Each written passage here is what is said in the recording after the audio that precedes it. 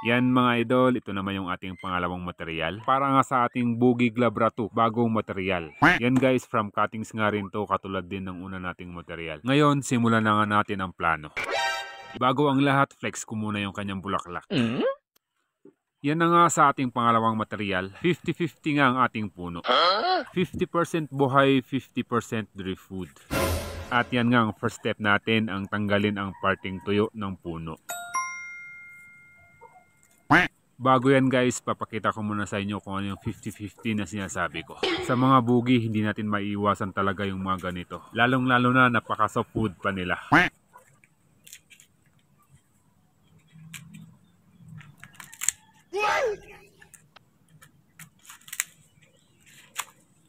Bago nga natin ituloy, bawas muna tayo ng mga branches.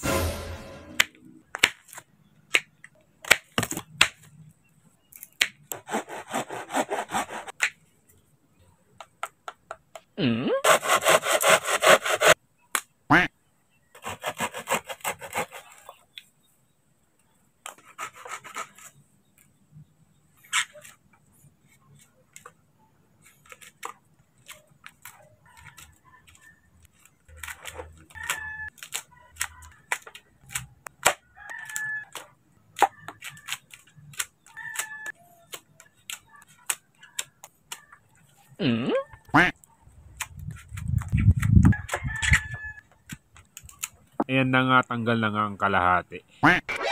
Sa next na nga natin ito finishing. Next step muna natin ang may tanim siya sa kanyang bagong training pot.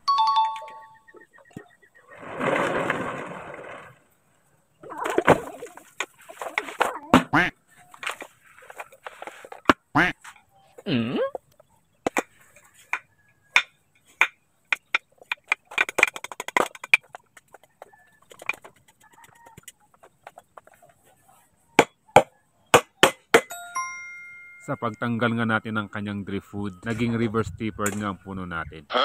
Ayos lang yun, gagawin lang naman natin itong koleksyon. Ituloy ang pagtatanim.